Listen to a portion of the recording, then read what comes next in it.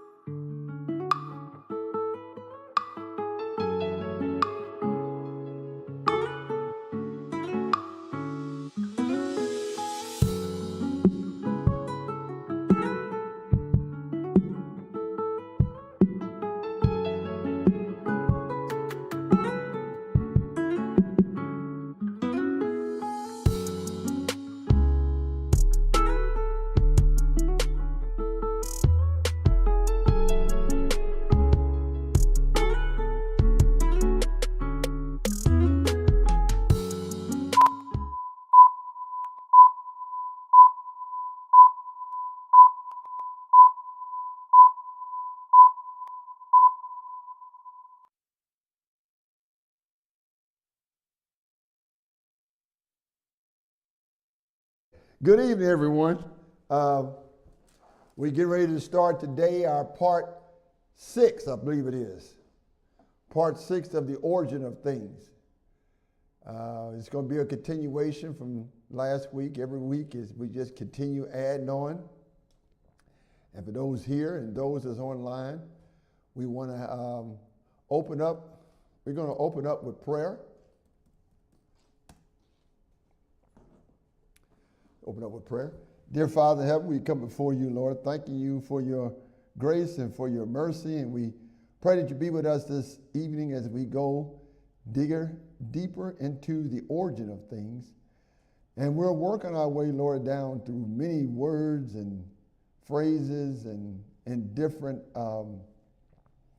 changes of the scriptures as well, and pagan names. And we've been going through some of this, but we're going to get more and more deeper as we go along. So we pray that your mercy be upon us as the words come out and it resonates in the hearts of all the listeners. We ask this in thy name. Amen. Okay. So last week we left off. We were talking about the New Age movement. Yeah, the New Age movement, and it's actually that's been going on for a while. We're always in this New Age movement, and you know what the thing is.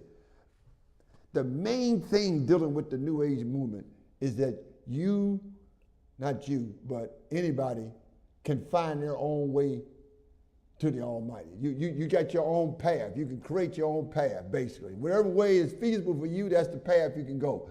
If you believe in reincarnation and that helps you, that's okay. Whatever it may be, you know, that's what the New Age movement is kind of like. The spiritual being, as it called, the afterlife, the eschatology, the age of Aquarius, and astrology, all these different things that are set aside to make one believe and understand and think that they can find their way to the Almighty by any way. And we know that the only way to the Almighty is through the Son.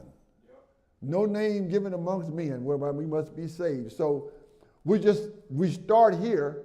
This is where we left off at. So now, what I want to go to and talk about is this thing called spiritual formation. Because that's sort of, you know, as we go along with this, we're going to run across different things. You got it?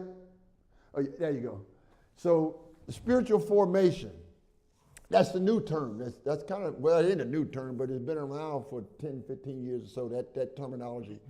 And it's, there's certain parts of it, like, for instance, contemplative spirituality. It's a belief system that used ancient mythical practices to induce altered states of consciousness, to silence, and is rooted in mythicism and the occult, but often wrapped in Christian terminology. So the premise of contemplative spirituality is pantheistic, which is God is all, and panentheistic, which is God is in all. So common terms used for this movement are spiritual formation, the silence, the stillness, the ancient wisdom, the spiritual disciples, and many other things. And I don't know if I put an example down here. Let's see.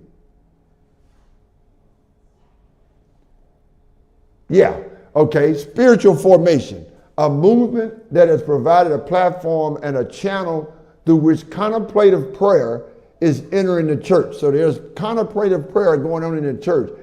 And it says, you'll find it in spiritual formation. It's part of it. And in nearly every case, you will find contemplative spirituality. In fact, contemplative spirituality is the heartbeat of the spiritual formation movement. This prayer begins with centering prayer, a mediative practice where the practitioner focuses on a word and repeats the word over and over for the duration of the exercise. So, in other words, the persons would get together and they're told, just like in hypnosis, where hypnosis, you're concentrating and you being still and you letting someone really takes your thought away, because once you get in a hypnotic state, you have no more conscious is, well, you're conscious, but you don't have any idea of what's going on because somebody else is taking that. And you don't ever want to put yourself, that's why alcoholism, drinking and drugs and stuff like that is not, that's a form of that to a certain extent, because when you are high or drunk, you can't think for yourself. Yeah. That means you're allowing your people to, people can tell you anything. If you're not in the right frame of mind, you can be dictated to what to do and what not to do. Not only that, you don't even remember what happened. When you high or when you on drugs and stuff and somebody's talking to you or been talking to you and the day before and you had a hangover, wake up, they don't even remember half the time they talk to you. Nevertheless, what they said. And that is not a form of spiritual formation, but it's a form of allowing your mind to be taken over by Satan.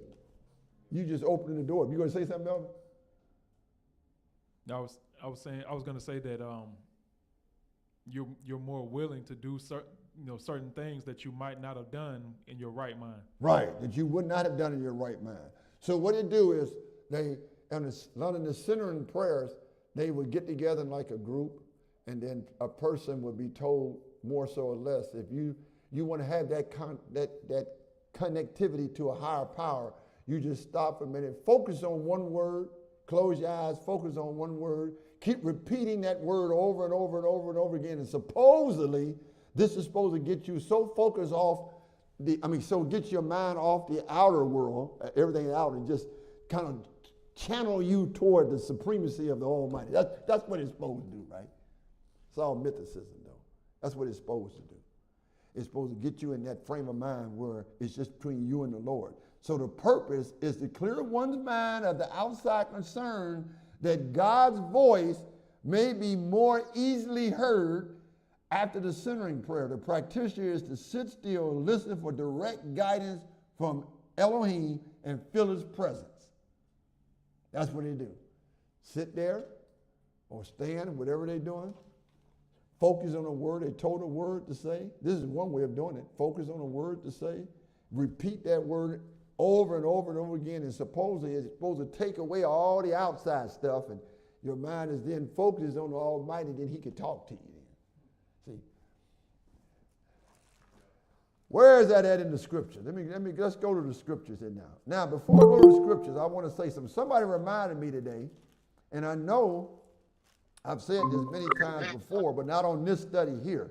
But I was reminded, and I thank him for reminding me and telling me about this, that I need to mention this again. I always use the KJV, the King James Version. And I actually like the TS 2009 also. The difference between the two is that one uses the names like Yahuwah and Yahushua as opposed to using the pagan names that's been used in the KJV. But they also have words changed around because they can't be exactly the same, and a certain percentage has to be different in the KJV or to be copyrighted. So you got to have some differences. But those differences are not context differences, because the TS 2009 and the KJV, if you read the preface on them and read the beginning, it'll tell you that both of them are based off the Texas receptors or the received text. And those texts, when we get to the origin of the scriptures, when we get to what I call the origin of the Bible, when we get to that, then you will see what I mean when I say Texas receptors and received text, and what I mean by when I say Alexandrian text, because Alexandrian text is predicated on all the other versions, which lead to the thing that the person mentioned to me about, is the fact that I'm always using, and most everybody get up here, most of their speaking, always use the concordance. The Hebrew concordance, Greek or Strong concordance. And it was making note that the Strong concordance is hard to use that for, like the TS 2009 or any of the other versions. So my answer to that is this. First of all, I've always said from day one, we shouldn't be using the other versions. We shouldn't be using the New King James Version. We shouldn't be using the NIV. We shouldn't be using the new Living Translation, all these other versions. And when we get when we get to those parts, it's like 10 parts on just that alone. When we get to those parts, you will see, I won't have to even say to you, you see why we don't use it? No, you will see for yourself why we don't. You can look at it and be able to tell why we don't use it, why we should not be using the other versions. NLT, New Living Translation, all these different versions, the New International Version. Because it's one thing to change the word. You can sit up there and I can write something, you can write something, you can write something about the same topic and it means the same thing, just written differently, right? But it's another thing if I'm talking about we're writing the context and it's about the birds and I'm writing about the bees, you're writing about the flies, and you're writing about the cows. That's three different things. That's changing context. Okay? And that's what the versions do. They change a lot of the context. So the best way like I mentioned to the individual, my personal way of doing it, everybody have their own choices how they do it. I use the KJV because the concordance references, the Strong Concordance, I can use this. But I use the TS 2009 a lot of times when I'm going back to see what specific names they're using in here instead of using Jesus, they may use Yahushua, or depending on the context and where it's at, they may use Elohim. So I look to see what they actually use, Hebrew-wise, what they use in the names, because we're going to be getting to pretty soon here, the next couple of weeks, we're going to be getting to the problem with the name. I hate to say it like this, but I'm just frank, man. I don't know any other way to be but frank. Just to be straight up why, Jesus, God, Spirit, there's different words that's there and where they derive from. And, where they actually derive from. And it's hard because myself and many of us was raised up that way. Most everybody here was raised up that way. We was raised up that way, so it's hard to get away from tradition like that, right?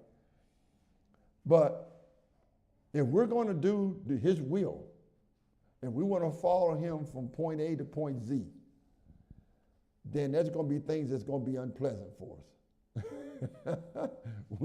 It's not going to be smooth sailing to the throne. You know what I mean? So, and if you notice, it's a few different things that keep people hung up, but it just always come back to that tradition that keeps majority of people hung up. Tradition, yeah. Like just tradition, like they stuck on either the name or stuck on the process in which they're used to doing it. So when they come to a place like this, it seems strange. You know what I'm saying? Yeah. And but yeah. Well, and that would be not just here. I mean, it would be anything that somebody's used to. Then all of a sudden they get into a different situation. Then it's that's different. No, we're talking about Ruach. We're talking about things dealing with the Almighty. So obviously it's going to be different because most people that have been dealing with the Almighty has been dealing with certain names for decades. And unless you come into an understanding of things, because again, wisdom is the principal thing, therefore get wisdom, but above all thy getting, we have to get understanding. And the only way we're going to get understanding is through his word. And we have to study his word. And I don't go around telling somebody, say, well, you can't be saying Jesus, you can't be saying this, you can't. The Ruach, listen, if you have been saying that for 30 years, 40 years, 50 years, that ain't going to change overnight with you probably. It's going to take time for the Lord to work with you. But I do believe it's important, though. I do believe it's important that we should call him by his name. Now, I gave examples before about that. And we haven't even got to that topic. I got to get back to this, but the young lady mentioned that to me.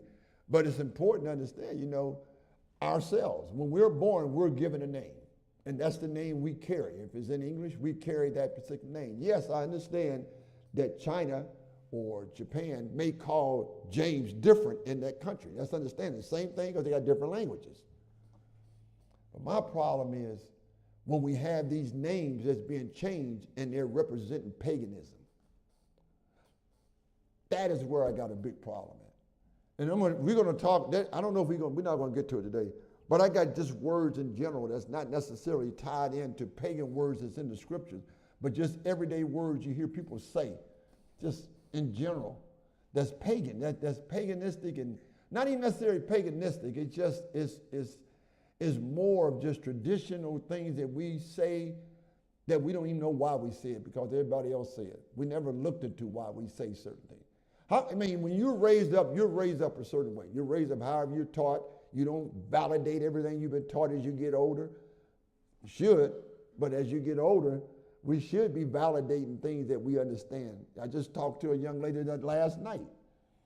I hadn't talked to her in a long time, and she was in the I think it was a Baptist church or non-denominational, one of them.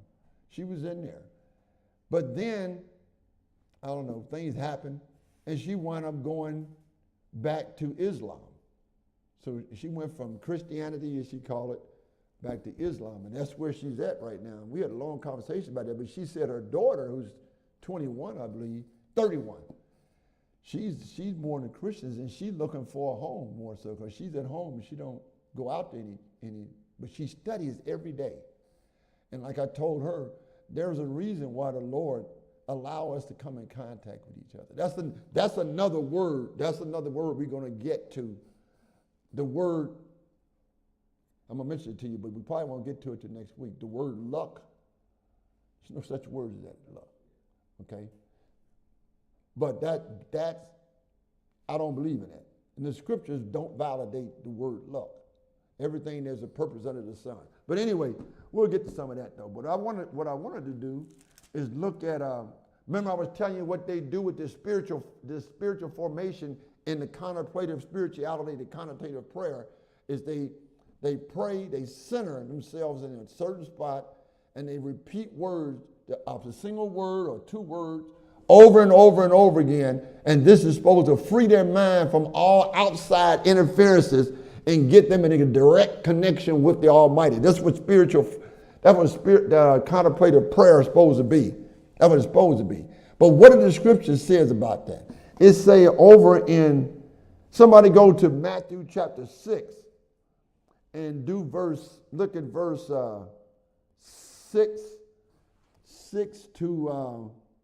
6 and 7. Matthew chapter 6, verse 6 and 7.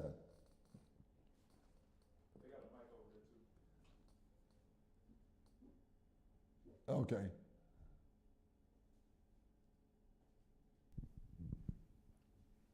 Matthew 6, 6 and 7. But thou, when thou prayest, enter into thy closet, and when thou hast shut the door, pray to thy Father which is in secret, and thy Father which seeth in secret shall reward thee openly.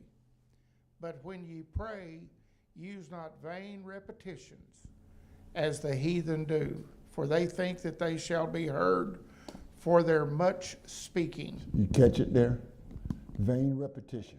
Just saying the same stuff over and over and over again. That ain't gonna draw you closer to the Almighty. Matter of fact, and those are Yahushua words too in the red. So he's telling you that's heathen practices. And that's what they're doing. That's why this is all, it's just, remember as I talked before about this is like a change of words. Words change, but meanings don't. And what I mean by that, though, there's an origin to everything. We talked before how everything started in the garden. It's all spirituality. It's all spiritualism. It started in the garden. Just because we don't talk about gods and gods, they now got all these other different long words and names and contemplative spirituality, spiritual formation, pantheism, panentheism. They got all these different things, but guess what? It's still spiritualism.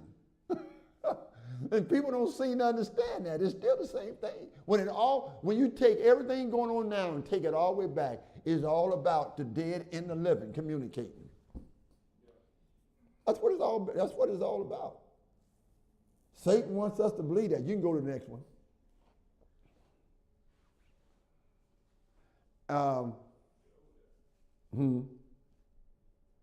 If you can see it on that, okay. If you see it on that one and hit it, it'd be the same. Okay. So here's that word I was talking about, mythicism. It comes from the Greek meaning to conceal in Hellenistic or the Greek influence of the ancient world, mystical refers to a secret religious rituals. Secret, mythicism, secrets. So let me ask you a question. Did Yahushua do anything in secret? What do you think, Ted? No. He ain't do anything in secret. Matter of fact, he said he told the whole world. Everybody knew what he was doing. Everybody, he had nothing in secret. Nothing was done in darkness. So, but this mythicism, which is, you think about it now, things done in the dark. Who else does things in the dark? Secret societies, sororities, fraternities, all this dark stuff that we should not be engaged in. I'm telling you right now, Yahushuans, I call them Yahushuans, not Christians. Yahushuans cannot be engaged in that dark stuff. You can't say, I'm a Christian, or I'm a Yahushuan, and I'm a Mason. Or I'm in the fraternity, and I'm a Christian. It just don't go together. I know that there's many out there that goes to the different churches that are Masons. Yep. Oh, I know it is. There's many. Matter of fact, there's pastors up in those pulpits that's Mason. Yep. It'll never work. And just think. Now they're up there in the pulpit teaching the congregation, they're listening to them. There's confusion coming out of his mouth or her mouth. There's going to be confusion because darkness and light can't convene in the same space. When Yahushua, back in the beginning, in the first 3 days of creation, the physical, that picture right there, the physical darkness, everything was dark. The daylight came when Yahushua appeared. So you didn't have day and night mixed together. When he came, night disappeared. When he went back, darkness came. So you can't have them blended together. You can't be, that's like lukewarmness. You can't be on one side of the fence and then on the other side of the fence, you up there in the pulpit compromising, you up in the pulpit saying all kind of stuff. I'm telling you, man, these people are going to be held accountable for that. Yeah. You cannot be in darkness and in light at the same time. And if you got darkness up there in the pulpit preaching, then they're going to be preaching the wrong thing. Yes. And you already know a lie is a lie and truth is the truth. But deception is both. See, that's what deception is. Satan is not going to he's not going to bring you in on just a lie. He got to blend in a little truth in there, see? You got to put a little truth in there. See, so that's deception. Deception make you see that, oh, maybe this looks pretty good here. But behind the scene, all the lies and everything else going along with it. The scriptures tell us what? That Satan is a liar and the father of it.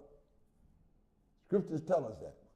So, the word occult, that's another word. The word occult comes from the Latin word occultus, clandestine practice of hiding information from some while sharing the information with others. Again, hidden secret and referring to the knowledge of the hidden. So mythicism is secret religious rituals and stuff, and the cult is hidden knowledge from people. Telling some things, but then others you're hiding from them. And that's basically what secret societies do. They got some that have the information, and everybody else don't. This is Creates the illusion of power. yeah, it does. It really does. But the spiritual formation thing that's more of a newer word, even though it's been out for the last 10 or 15 years. So that actual terminology, spiritual formation. But you're gonna probably in time past, you're gonna probably hear some new names, different stuff. Some new names. All these different techniques everybody call themselves using to be to have a great communication with the Almighty. And it's very simple. They're making a mountain out of a molehill. I don't have to sit down in the middle of a chair or stand at the middle of the floor and be repeating a word over and over again, hoping that all the outside disturbances will disappear, and then the focus can go center and straight up to the Almighty, and then he'll be more apt to listen to me. That is foolishness. And that's what centering prayer does.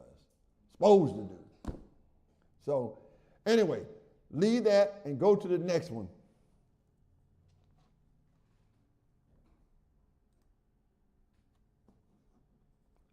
Okay, here's the word, tradition. And it's really, you really can't talk about any of this stuff without talking about tradition. Tradition is the key factor. Tradition is one of the key factors of the whole thing. You know, where is it at? I think it's in Colossians. Of course, we got a couple places. Go to Matthew. Matthew chapter 5 is one of them. Matthew chapter 5, verse 19. Somebody read that.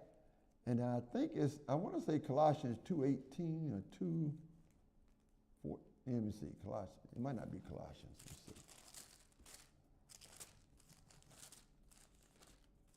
Somebody want to get that for me? And it's 2:8. No, it's 2:8. It's the other one. The other one is Colossians 2:8. So somebody read Matthew 5:19, and then somebody read Colossians 2:8. The book of Matthew, chapter 5, starting, the 19th verse. And it reads, "Whosoever therefore shall break one of these least commandments and shall teach men so, he shall be called the least in the kingdom of heaven.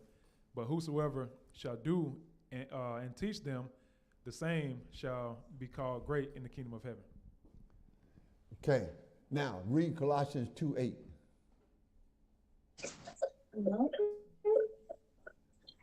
got it on? See to it that no one make What's that? You have it? in Colossians 2:8, yes. Okay.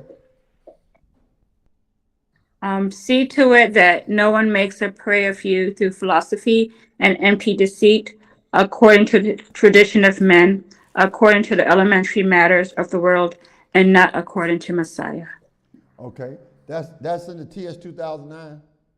Yes. Because it sounds like it's pretty close to what it is here. And it should be if it's using the Texas Receptors.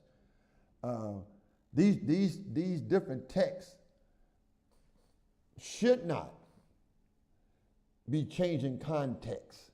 Now, again, TS 2009 and KJV will read differently because they have to read differently because of copyrights. But at the same time, you can read differently and have the same context, and they do. Both so far, I haven't ran into any problem with TS 2009 so far because I haven't read the whole book, scriptures yet. But this one says over in KJV in 2:8 says, "Beware lest any man spoil you through philosophy and vain deceit." You know that word deceit, that's a key. After the traditions of men, after the rudiments of the world, and not after Yahushua. Traditions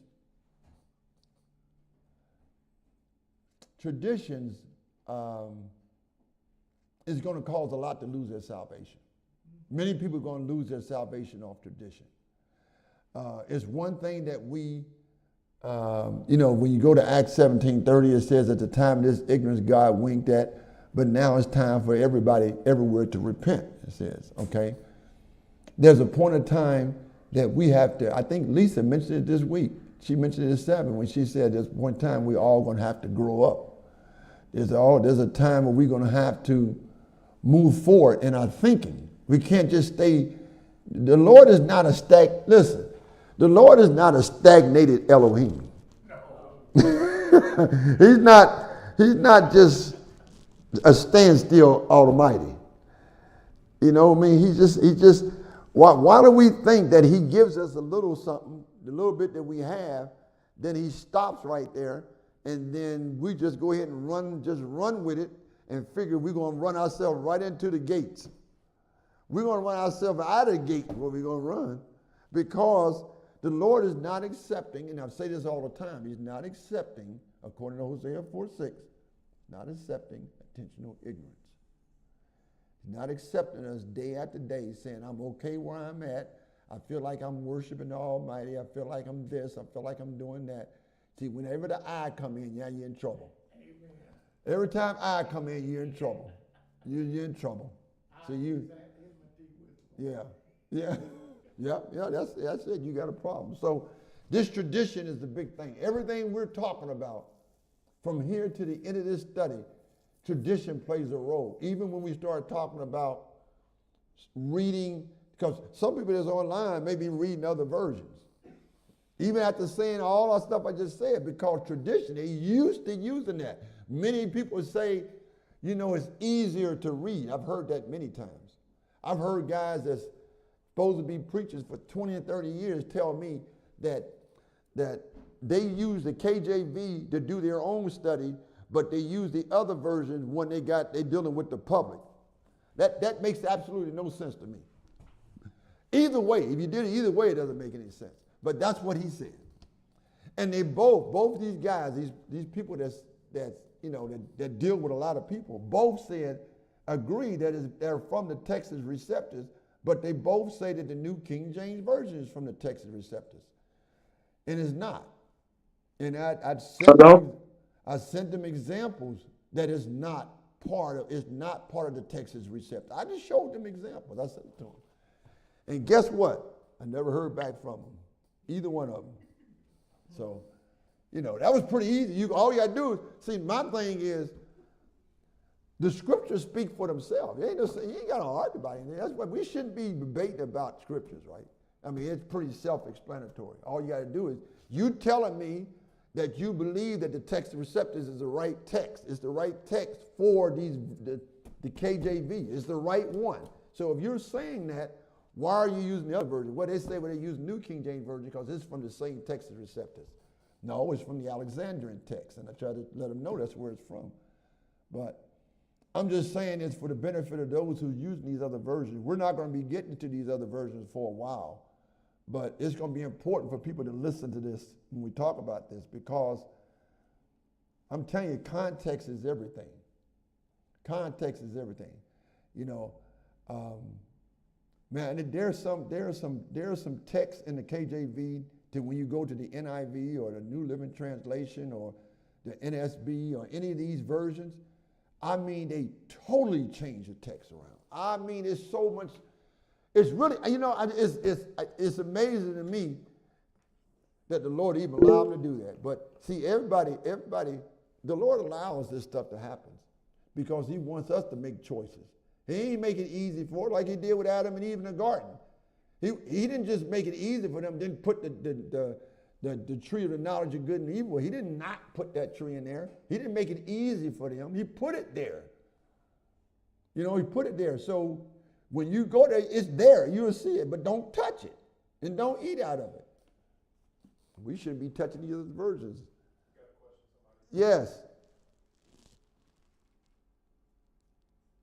Somebody's on? Oh, hello? Yes. Yeah.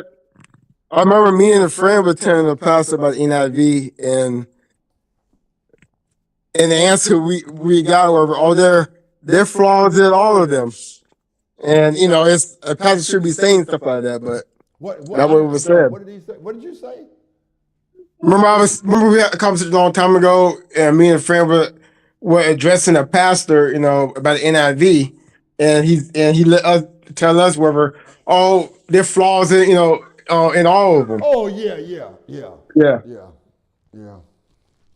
Well, I've heard that excuse. I heard that the other ones are more easier to read. That's another excuse I heard. I hear all these excuses. I hear a lot of excuses, a lot of reasons why people like to use the other version. Oh, they easy to read, but don't you like to read something that's truthful? I don't want to have a math book that tells me 1 + 5 is 9.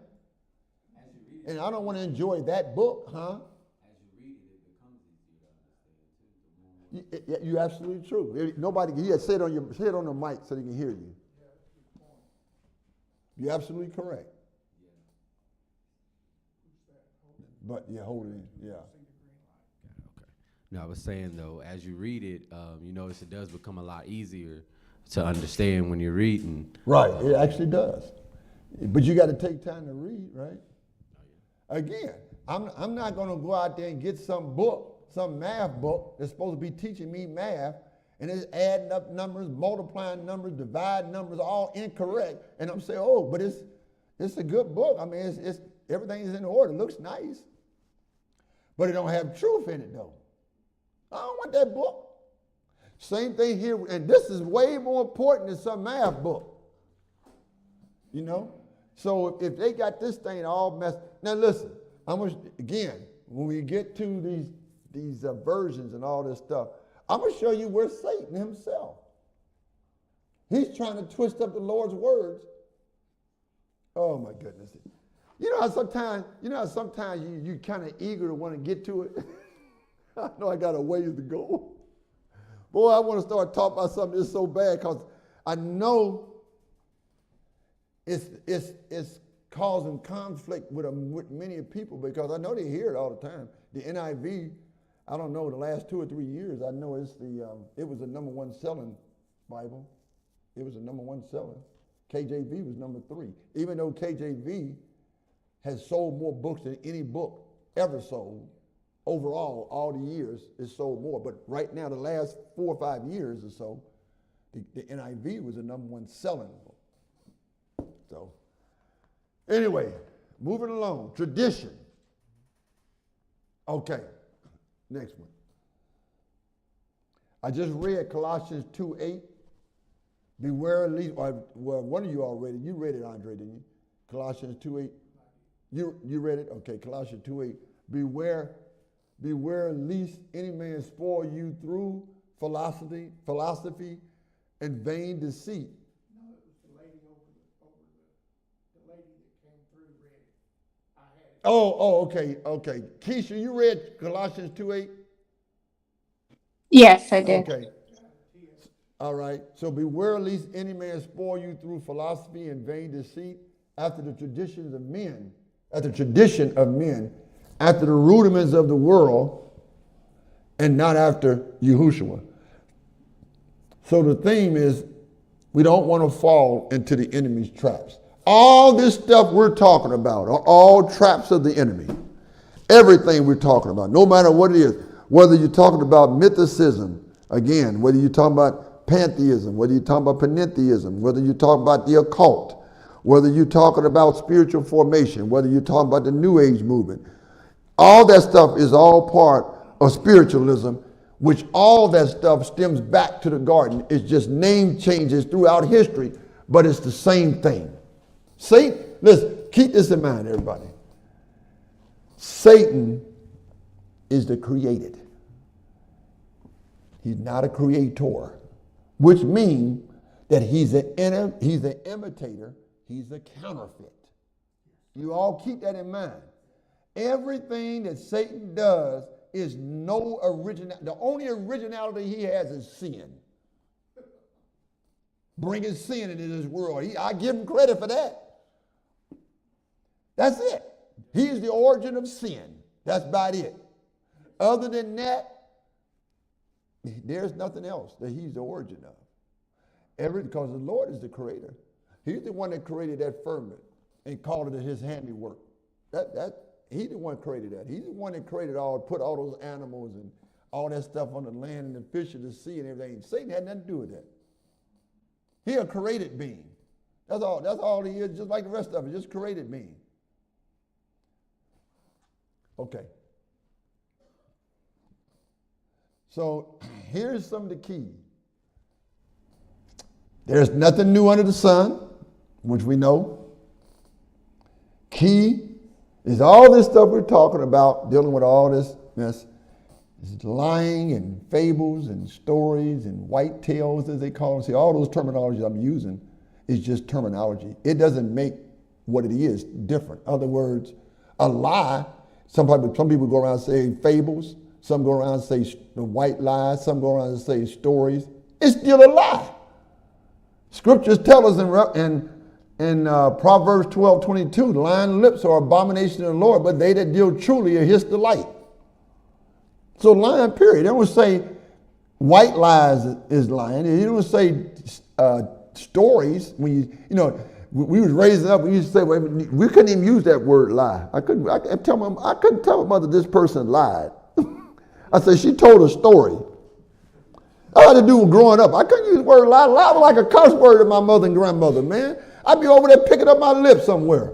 You got to be from the South to understand that. What's that? I said you got to be from the South to understand that. Oh, my goodness. So was your mother the same way? Yep. Yeah, you could, there's certain words you was not even allowed to say. Nevertheless, do it. Nevertheless, actually, and don't get caught lying. That's another avenue. But all I'm saying is, all I had to do was go to my mother or grandmother and say, well, he is lying. That was too harsh. Whew. Then I'm gonna spend about 5 minutes looking for my lips, because they're gonna be all knocked over across the floor somewhere. Then the third one, like deception, key. Deception. We already know deception is a mixture of truth and lies, both. And then of course, the origin of things, which we've been talking about the origin of things, but we're gonna actually eventually get into some more depth in a lot of different things. So those are key things. Nothing new under. Is there anything new under the sun? Just because we're talking about pantheism, oh yeah, the word might be something different than we heard before, but the origin, the context, is the same. It's just a different name, just it's spelled differently, it's just something different. Oh, that's deception. So whether somebody's practicing pantheism, whether somebody's practicing mythicism, whether somebody is part of the occult, whether somebody is practicing spiritualism as a whole, communicating, psychic and all that, it doesn't matter. All that stuff is all pertaining to spiritualism. It's all pertaining to that liar called Satan. It doesn't matter. And people allow themselves to be deceived. I don't know if people online can see it, but it's very apropos on They the see it. screen. It's very apropos on the screen here that the pawn is used in the chess game. Yes. They can just be sacrificed That's a good to point. achieve Yes. the ultimate goal of pinning the king. Trying to get the king. Yes. And it also comes down to where if we fall into these things, that's all we are is pawns in his world. That's a good point. Yep. Okay, the next one, Melvin. So we're getting ready to. I'm going to start going into a few words, origin of words. But these are not the words yet that we're going to get into, like Christ and Jesus and those words. These are just other little common words that we say. I think I'm getting into it now. I got some other text I want to read. The next one. Oh, you own it. So the beginning of the words of his mouth is foolishness. So the beginning of the words of his mouth is foolishness, and the end of his talk is mischievous madness. Go to Ecclesiastes chapter 10, verse 13.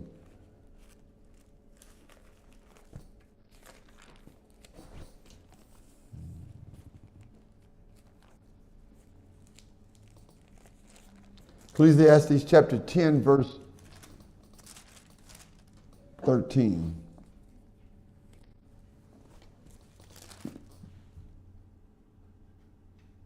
It's speaking of a fool here.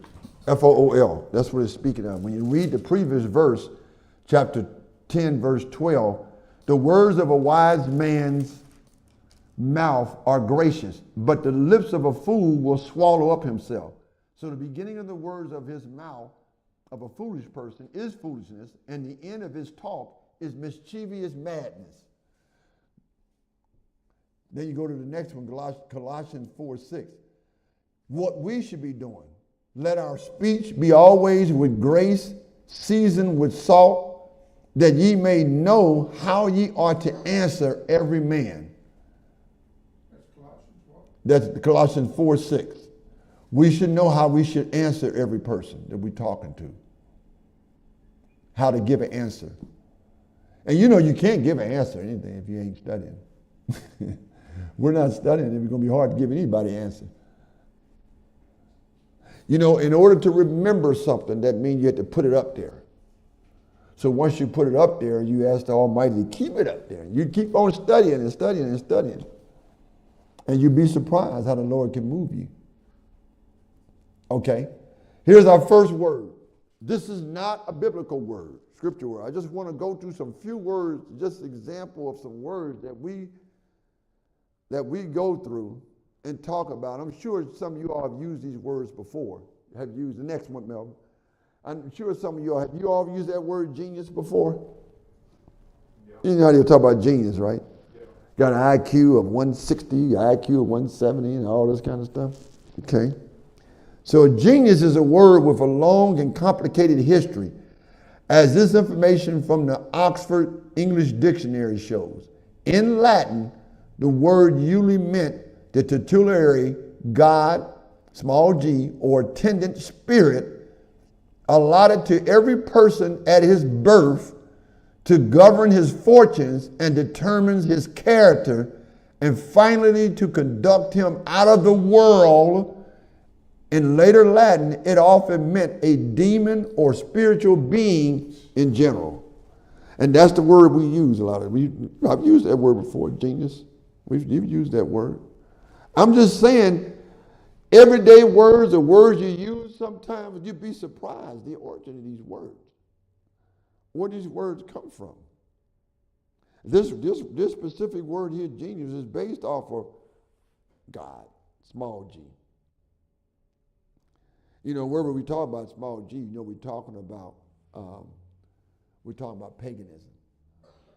You know, polytheism, as we say, mean worship of many gods. And mostly all these nations had many gods. Many. All of them had many gods. Okay, the next one. Here's one. Everybody say this. I try my best not to say it. Everybody say this.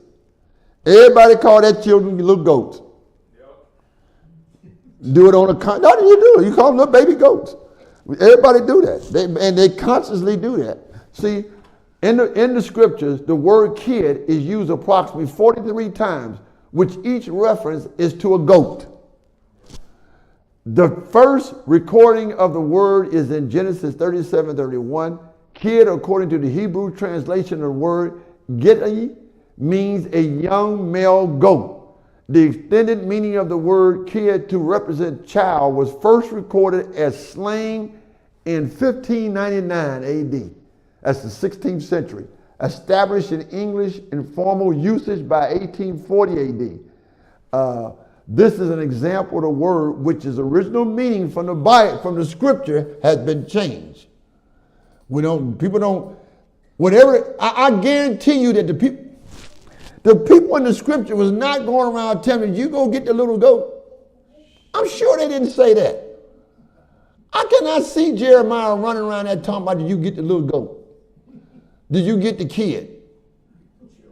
Because the word kid wasn't used till later on down the line here, which means that word kid wasn't even necessarily used like that. Kid. But we got it, we didn't took it and we made it, the scriptures got it as a goat and we made it as our children because they're young, right? Little. But it doesn't fit, even a baby goat doesn't fit your children. This is the word translation in Hebrew is a young male goat. So our little daughters are young male goats. We got a bunch of young male goats going around. Female and male, all young male goats. Because we're saying kids now, kids. But that's a common one everybody uses. That's one of those ones that everybody uses. Us farm guys knew what a kid was when we was on the farm. Who was that? Us farm guys knew what a kid was if we were around goats, because that was, hey, that's what, you knew that's what they were. Well, if you had a little child out there and you had a real baby goat out there and somebody say go get the kid, and I guess which one you gonna go get? They both of them kids. Both of them, they both acted about each other. Yeah, I know. So I mean, it depends on what you. I guess you're gonna get the child, but I hope so. Huh? Oh my goodness. Now, here's one. Okay, this one here. You know there are Yehushuans, as I call them. That's not a word in the scriptures, but I used to say Yehushuan. I used to say you know there's words, these words, like, that word luck is used a lot amongst Christians. You know that though, right, Melvin? Yeah. It's used a lot amongst Christians, right? The word luck. You know, the luck in essence is superstitions, right? And you all tell me, you guys tell me which, I didn't even go into details on all these, but tell me which one of these you all have heard before. Which one have you heard before? I've heard the rabbit's foot. You said all of them. Which one you heard? I said I've heard the rabbit's foot. The rabbit's foot? And what other one you heard? Knocking on wood, of course. Knocking on wood. What else? Now these terminologies there, I'm not talking about the outside world. I'm talking about those that are supposed to be followers of Yahushua. Those that are supposed to be followers of Christ are using these words. That's what I'm saying. Okay, well I take that rabbit's foot back, but I've definitely heard, you know, Knocking on wood. quote unquote Christians say knocking on wood. Yes. What's some other ones? Don't split the pole. Which one is that one? Oh, don't split. Is that up there? I know you can't walk under the ladder. You don't hear people talking about that, not in the church. Splitting the pole is like splitting something on the sidewalk. Oh, really? Oh, okay. Christians? Yeah. I'm actually bad it out. Huh? I don't understand that one. Yeah. So if me and you are walking, You gotta say it on the mic. Oh, we gotta stay on the same side of the pole, don't, they go on one side, you go on the other. bad luck. Okay. I'm actually really bad on that That's a one. new one for this old man. I'm done with it. Done with Hey, it. Jim. And you all know about you guys, is that Rich? No, it's Grady. Oh, Grady? Yeah, you know what we say about the rabbit's foot, don't you? What's that? How could the rabbit's foot be lucky if the rabbit lost it? That's right. Because you ever seen a three-legged rabbit? That's right. And I've heard the one about not opening up an umbrella indoors. I've heard that one. I've even like my whole life, a lot of the women in my family, you know, like the ladies, they don't want you to put their purse on the floor for some odd reason. Don't put my purse on the floor. What about that one, don't sweep under your feet? Oh, you gotta spit on the broom? Yeah. Oh, yeah. Now, I ain't never heard that before. Yeah, my sister told me that about putting Lucky her horseshoe. on the floor. You heard me? Lucky horseshoes. And you heard about you couldn't see a black cat and all this kind of. You see a black cat, that's gonna be bad luck. Huh? Taylor got a few. You guys, what's view to you? Uh-oh, get ready. You better get ready. He wasn't gonna take it back. Rocking a rocker without anybody in it. Rocking the rock without I ain't never heard that one. Yeah, that's a, Talk about that. yeah, and Mine hit it. Oh, you gonna walk by and hit you? you'll rock them out of your life. Rocking the chair and ain't nobody in it. Yeah, and if a man lays his scalp upside down on the bed, he better not turn it over because he'll lose all of his sense. You do realize that all these things start somewhere. Somebody started. Yes. You know what I mean? But Jim, you got to look at the first three letters in the word luck. Where's that word derived from? I'll give you a clue. It's Give me in a clue. Isaiah chapter 14 and verse 12, where I said that I call him the creep, but it's derived from his name, Lucifer. Yeah, from Lucifer. Yes. Speaking of Isaiah 14:12, that is the only place where his name is mentioned at. Yes. In the KJV, the only place. And it's not mentioned anywhere else in any other. It's not mentioned, it's the only place that's mentioned in the scriptures in the KJV, Isaiah 14:12. The other versions never show his name being written. Lucifer. You won't find that name. So superstition excessively is the gullible, it's person's naive belief in or reverence for a supernatural being. So example is she touched her locket for luck, a superstition she had since childhood. Some of this stuff like he's talking about. laying a hat, what do you say, a hat upside down on the bed. I ain't never heard that stuff. These people be making up stuff. I don't know where all this stuff come from. And it is more than what we're saying, though. There's a lot more of superstitions and stuff. Yes. When you consider like superstition, like rituals, because you know, like a lot of football, basketball, baseball players, they do the same ritual before they go up to the mound. Or Like someone like in the such of like, whenever they're going through a hard time, they might have a necklace with grandmama's face on it, and they hold dear to that necklace. They hold into that necklace. I would say that's superstition. Yes. Yeah. Ever fall in that category? Lucky socks and all that. Lucky socks. I'm just the key word here is that word lucky or luck, which really means superstition. Yes. So we got to be careful with that. And I got some text in it. We're gonna get some text that refutes this. But and the texts are right there that actually refutes that. But I had mentioned to you all before one of the traditions that was used in times past when somebody said, God bless you. Remember that? When you sneeze, somebody say, God bless you. Okay.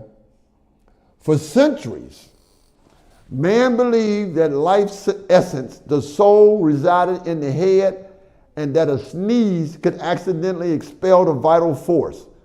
This superstition was reinforced by the deathbed sneezing of the sick. Around the 5th century, the Roman physicians came to a conclusion through gathering information surrounding the superstition of a sneeze. So the Romans preached the view that sneezing by otherwise healthy individual was the body attempt to expel sinister spirit. So you had to say God bless you when somebody's getting ready to sneeze, or you say God bless you because it's releasing sinister spirits. We're saying God, what does God bless got to do with sneeze? Just look at the context of that. Just general, forget this, just in general. You sneeze, I say bless you. Bless you. You just sneezed. What does that do? What is the purpose of that?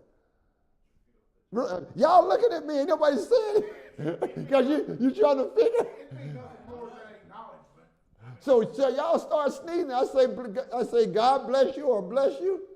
Okay, so that's one thing that I have let go since Tabernacle. We had this similar conversation at Tabernacles, and ever since that point, I have not said such at all. It logically doesn't make sense.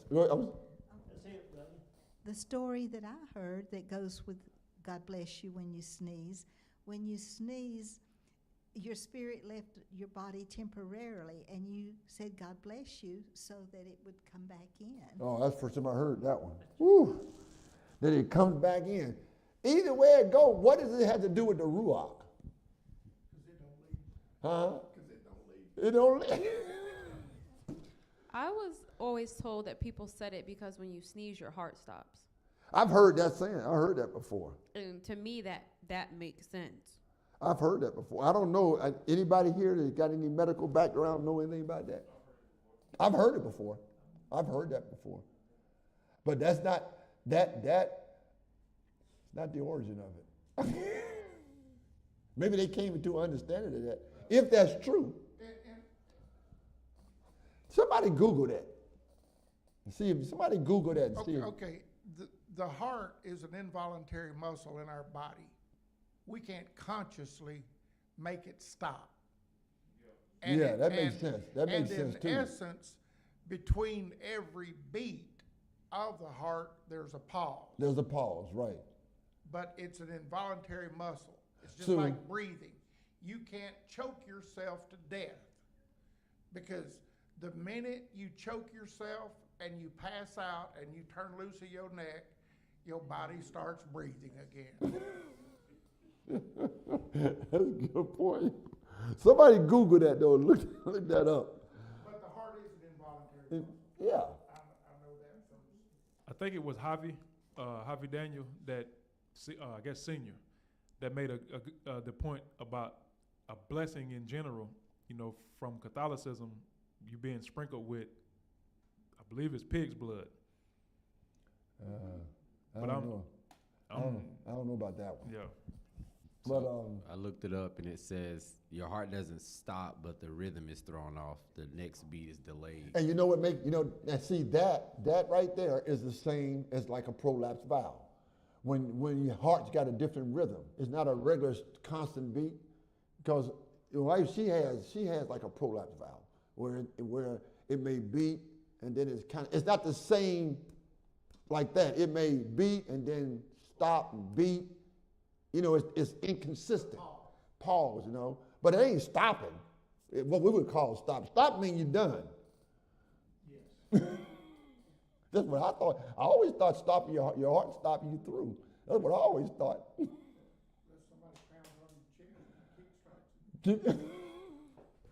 So,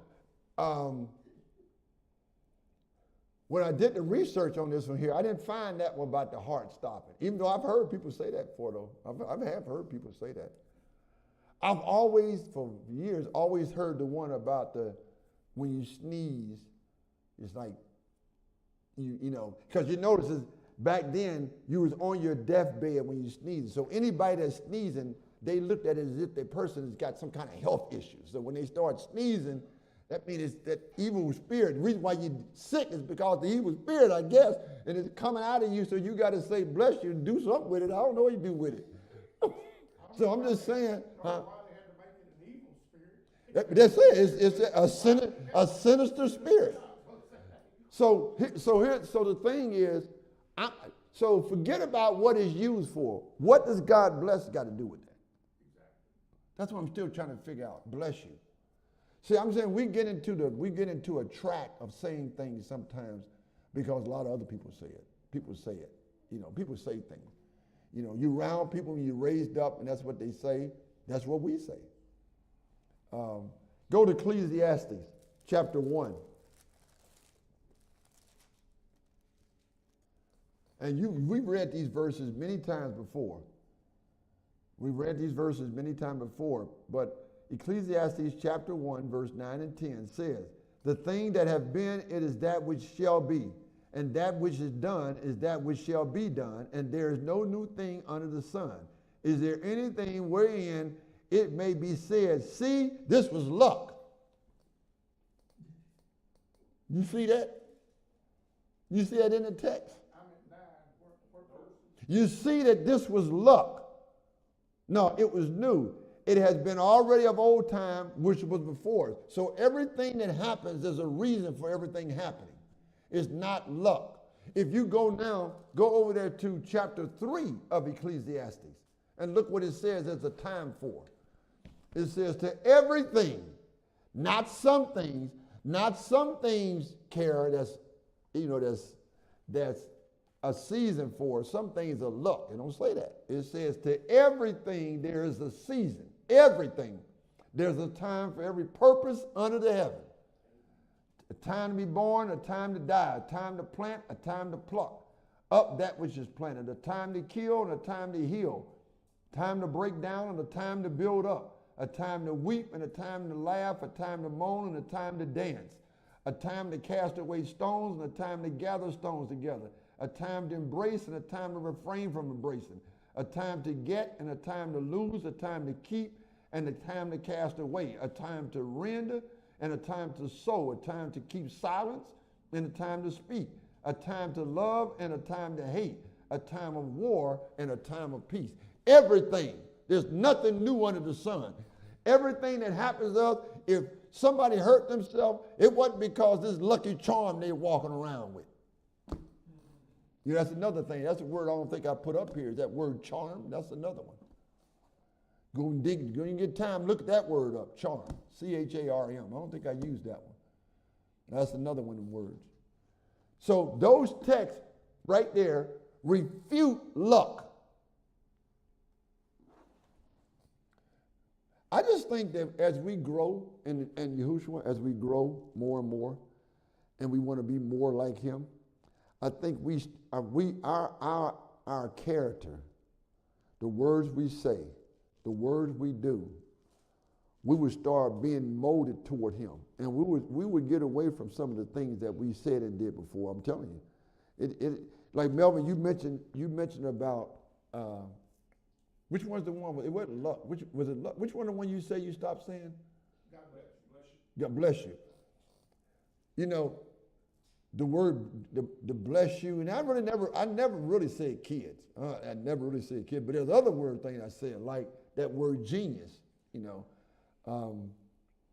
know, when you, now this is just me. I believe this. I really truly believe. I believe as you walk with the Lord, things that you did before and things that you said that seemed like they was okay before, as you draw close to him, you're going to see the deficiencies in those.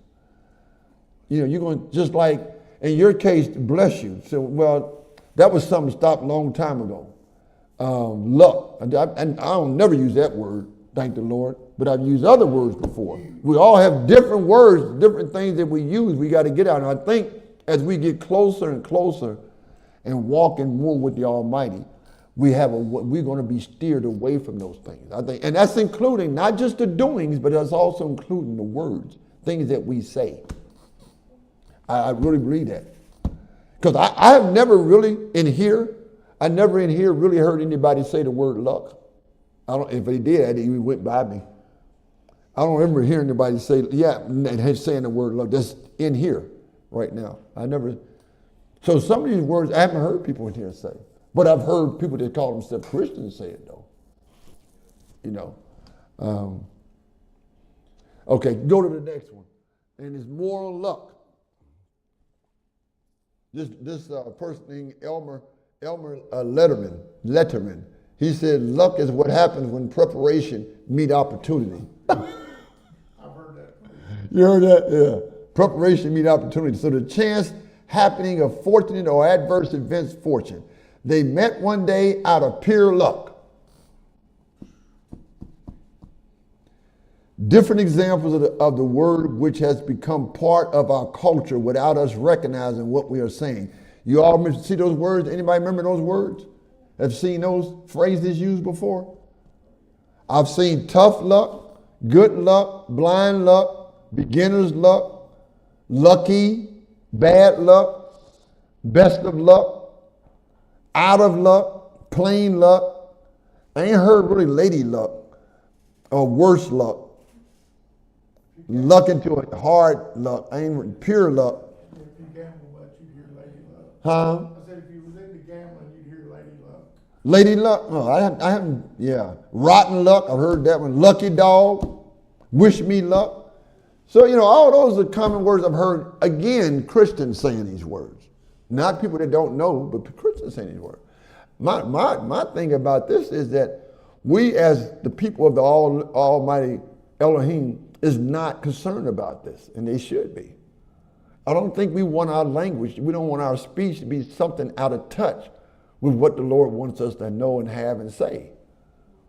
I think it's important because I don't think we're going to get to it now, but in Exodus 23:13, we're not to be calling him by other gods' names, small g.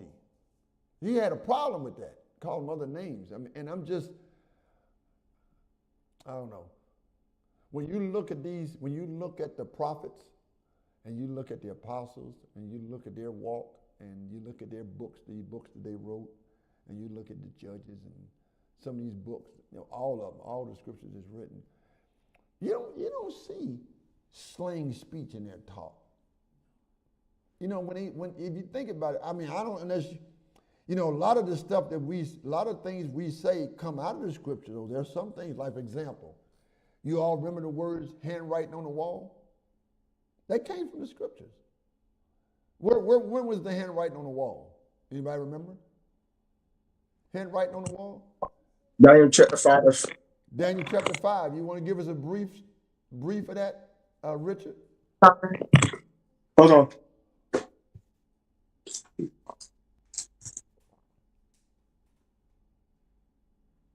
In chapter 5, you remember what it was? It was Belshazzar, the son of Nebuchadnezzar. Even though he said he wasn't his direct son, he was in that linkage, more so or less. When he was drinking the on sacred, it says sacred cups. Out of the vessels. Yes. He was drinking out of the vessels of the Almighty. And and not only was he drinking out of the vessels, all his concubines, his queen, and all his people was all drinking out of him. He got drunk. He got drunk as a skunk. And he saw a handwriting written on the wall. Remember what that word said? If you go to Daniel, he saw this handwriting. That's where the handwriting on the wall come from. He saw a handwriting on the wall, and it said, it was the end. But I was going. Where is it at? It's in chapter 5 there, verse 25. Many, many tickle you farson. This is the interpretation. Many, God has numbered the kingdom and finished it. Tickle, thou art weighed in the balance and are found wanting. Perez, which is of farson, meant thy kingdom is divided and given to the Medes and Persians. And right then, that's when Darius came in. Cyrus came in. Darius, the Mede, came in, and they took him that night. And how that worked is which way, see, listen, guys, everything that we read in the scriptures, even though it may be a story or something, sound like a story, please take meaning out of everything. Because that night, when Darius came in and took Babylon that night, that was already predicted. The Lord had already predicted that. It was already prophetic on that. Is that Babylon? You remember when Daniel interpreted the dream for Nebuchadnezzar, when he had the dream of the head of gold? Head of gold represented Babylon. The shoulders and the chest represented the Mede Persians. And then the belly and the belly and stuff represented, you remember what that represented? It represented Greece. And then the legs of iron represented Rome. Well, Nebuchadnezzar, and then going all the way down to Belshazzar, the kingdom was taken out of his hands. So Daniel was explaining it to Nebuchadnezzar, because remember, he was going to kill all the magicians and everybody because they couldn't interpret the dream for him. They couldn't tell him what the dream was, and they couldn't, first of all, they couldn't tell him what the dream was. And if you can't tell him what the dream was, how are you going to be able to interpret the dream? So they couldn't do either one of them. That's when Daniel was able to do it through the grace of the Almighty. But anyway, point being is that he told him that, Nebuchadnezzar, you are the head of gold. You are the Babylonian kingdom that is the first world ruler. The next one that's coming in is the Mede Persians, and that is when they took over right here. The Mede Persians took over. That's the second kingdom. In chapter 5, they took over. But this is what important I want y'all to think about and see here. Everything has a meaning to it. Babylon, you all know, we talked about it, sits there in Mesopotamia. It was in Mesopotamia, right along the Euphrates River. The Persians and the Medes and Persians came from what we call today present Iran. If I remember right, the Persians was northern and the Medes was southern, or it might be the other way around. But either way, both of them was from Iran. The scriptures tell us that over in Isaiah 44, the last two verses in 44 and also in 45:1, it tells us that Cyrus or Darius was going to come underneath the two-leaf gate. It was going to dry out the river Euphrates. Going to dry out the river Euphrates, and he was going to come from the east and go under the two-leaf gate, and that's how he wound up conquering Babylon. He dried out the river Euphrates, and they came underneath the gate because Babylon was like impregnable. It was hard for them to go over the gates, over the walls. So they went under the two-leaf gate. See, if you go over to Isaiah for a minute. Go to Isaiah for a second. And starting there with verse 27 and 44, Isaiah 44, Isaiah 44, 27 to 28, and then 45, 1. So Isaiah 44, 27, we're getting close to the end for the day. Isaiah 44, 27 says, that saith to the deep, be dry, and I will dry up thy rivers. Then verse 28, that said of Cyrus, he is my shepherd, and shall perform all my pleasure. Even saying to Jerusalem, thou shalt be built, and to the temple thy foundation shall be laid. And look at 45:1. Thus saith the Lord to his anointed, to Cyrus, whom right hand, and many believe that that Cyrus was actually Darius. There was different Cyruses and Dariuses back then. So thus saith the Lord to his anointed, to Cyrus, whose right hand I have holden to subdue nations before him. I will loose the loins of kings, to open before him the two-leaf gate, and the gate shall not be shut. That two-leaf gate, it was open. They went underneath that gate. They dried the river Euphrates. Now, let me add, now there's some prophecy you can get into Revelation chapter 16 that talks about this too, but it's more in depth. But what I'm trying to get to now is, who's coming from the east? Yahushua. He's coming from the east. And when he's coming from the east, what's going to happen? Huh? He coming to gather his folks. He's coming to gather folks. And what's going to happen with the wicked? When he comes back, what's going to happen to the wicked? He's going to ask for the mountains to fall on them. He's going to ask the mountains to fall on them. When they came underneath the two-leaf gate, listen to this real closely. When they came underneath the two-leaf gate and destroyed and killed Belshazzar, and destroyed him, destroyed Babylon, the kingdom of Babylon went down at that point.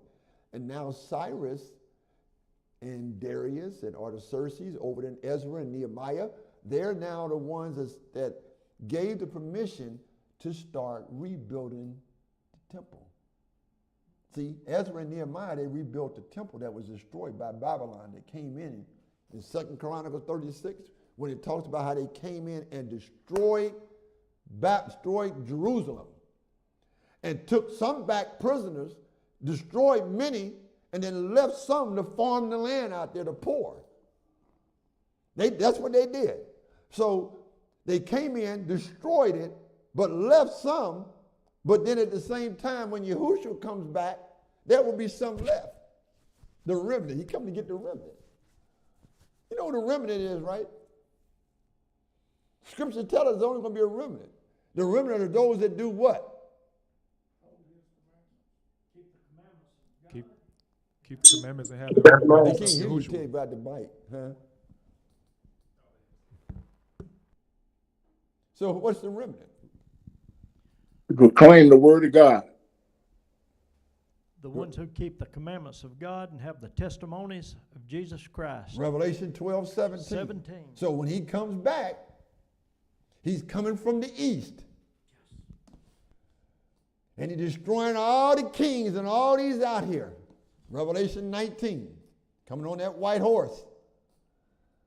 And he's going to be called King of Kings and Lord of Lords. And it tells us that when he comes back, that the beast and the false prophet and all them will be burned. See, that's another thing we got to think about. Revelation chapter 19 and Revelation chapter 20 is two different fires. You all understand that's two different fires, right? Revelation chapter 19, verse 20, I believe it is, says they were thrown into a lake of fire. Which means that whenever you hear the word a lake of fire, it must be another fire coming, which is going to be the lake of fire, which is Revelation 20. That's the one that's going to be after the 1,000 years.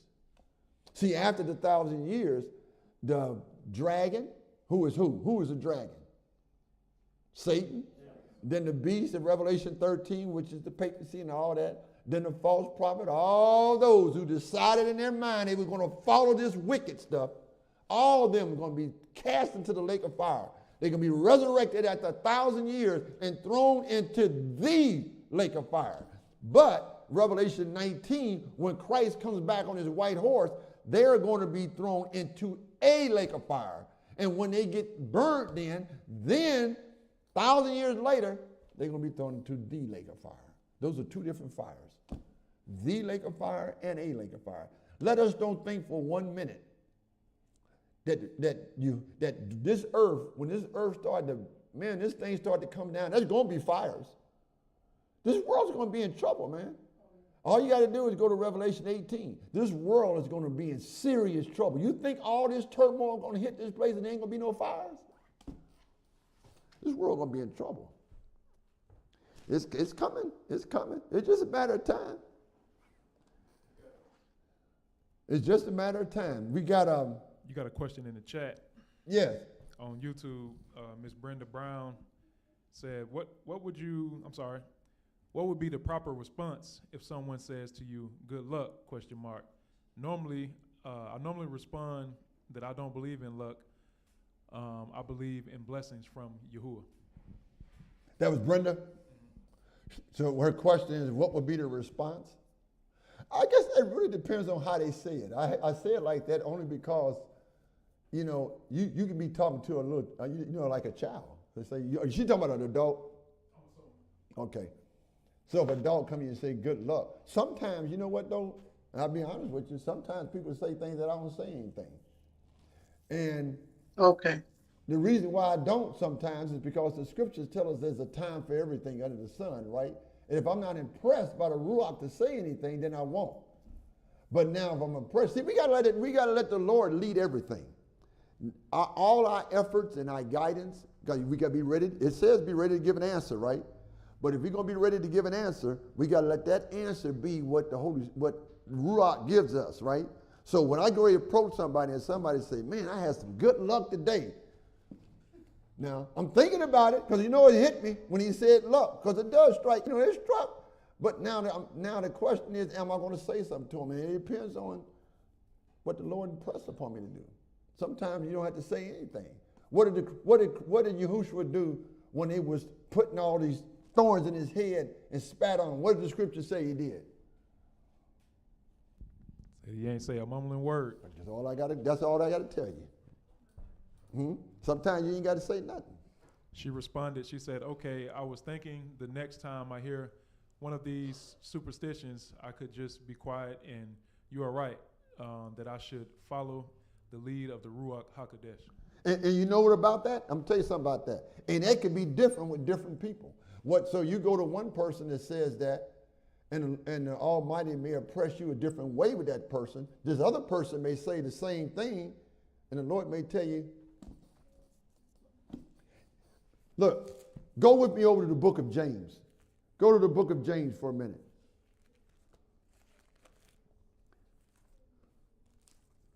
Go to the book of James. Tell Brenda that was a good question, though. Very good question. She probably hears me. Look what the book of James says. Chapter 1, verse 19. Chapter 1, verse 19. Look what that says. Somebody want? Yeah, you go ahead and read. You can read it. Yes. Look what it says. James 1, verse 19. Wherefore, my beloved brethren, let every man be swift to hear, slow to speak, slow to wrath.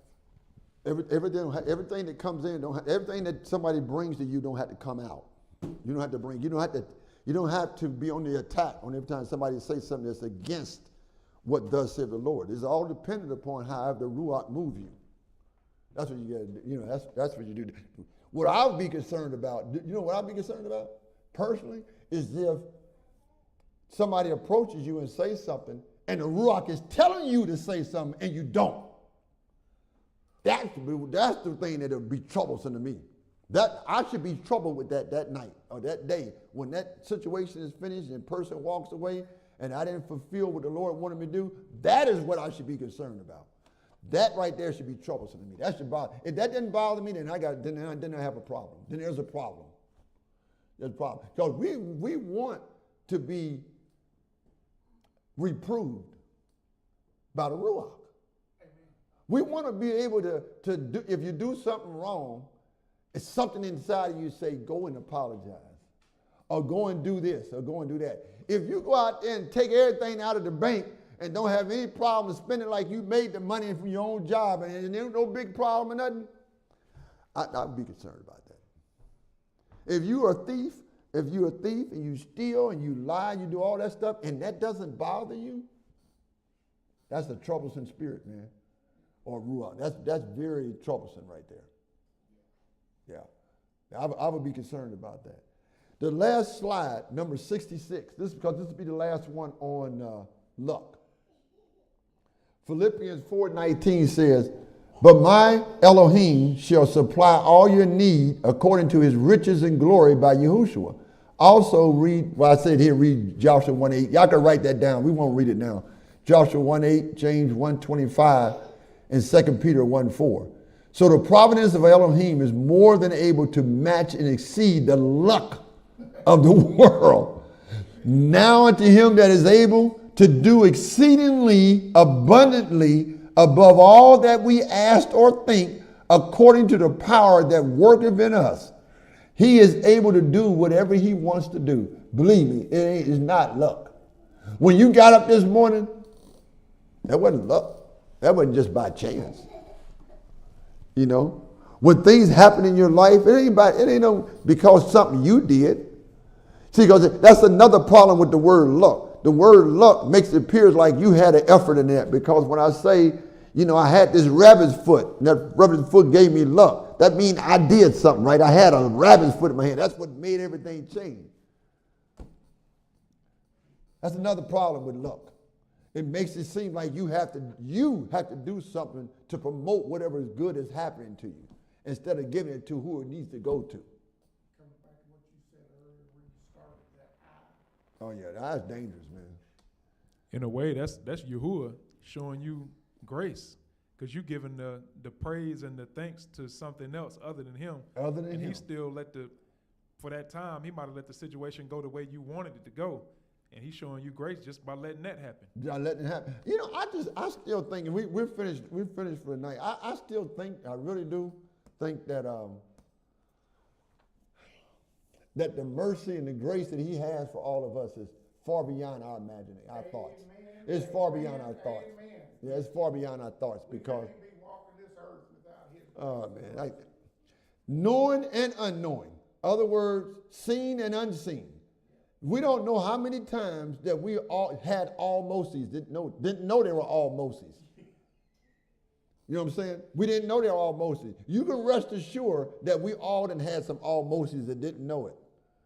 Because Satan, he operates in the darkness. He operates like that. He whatever he could throw an obstacle in front of you, he would throw it in front of you. Matter of fact, he'll have the obstacle 5 miles down the road. Hopefully, in his mind, when you get down there, you be in a mess down there. But the Lord will twist it all around. I'm gonna just give you all one example, just an example, testimony. When I worked in Jacksonville, Florida, I used to go the same way home all the time. All the time. And this happened to be a knowing, this is a knowing one. I actually got a knowing one and an unknowing one. Driving back and forth, it usually takes about 45 minutes to get home from where I worked to get home. Well, the route that I would normally leave to go to work, the street, there was a tornado on the street. A couple of people got killed and it tore up a bunch of stuff. Right the part that I normally drive through, right? If out there where I left work, if traffic hadn't have been built up out there, which it normally doesn't, I normally can go through there pretty good and get to where I'm going. This day, it was traffic out there. It like held me 30 minutes. Might have been 45 minutes. So by the time I got over there, I saw everything torn up and everything. I'd have been in there at the time, because the time that tornado hit, I'd have been there. Yeah. So I'm just saying now that I didn't know anything about the tornado. Actually, because I wouldn't even listen to the news, but once I drove past there, it couldn't have been nothing but a tornado. Then I found out about it. 2 or 3 people got killed. See? And I have 2 or 3 stories like that right off the bat. But we all have stories like that probably. We all probably had something. That's why I say that every last one of us cannot, even the heathens, even the ones who, even the infidels, even the atheists, even those who don't want to give the Almighty any credit at all, period. Even they have been blessed and don't even realize it. He every day he wakes him up. You know that atheist wakes up. And who he thinks waking him up?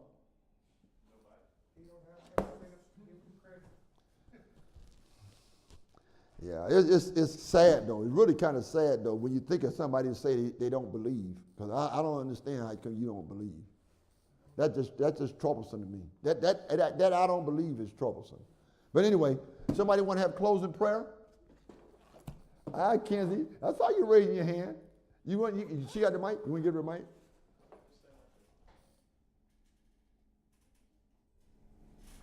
Been waiting to hear from you. Kenzie, you want to come stand right here so they can see you? Okay, come on. You know she want to. You're dressed for camera. There you go. That's all right. There ain't nothing wrong with that. You see her? Do the camera need to be adjusted? Okay. All right, want to stand?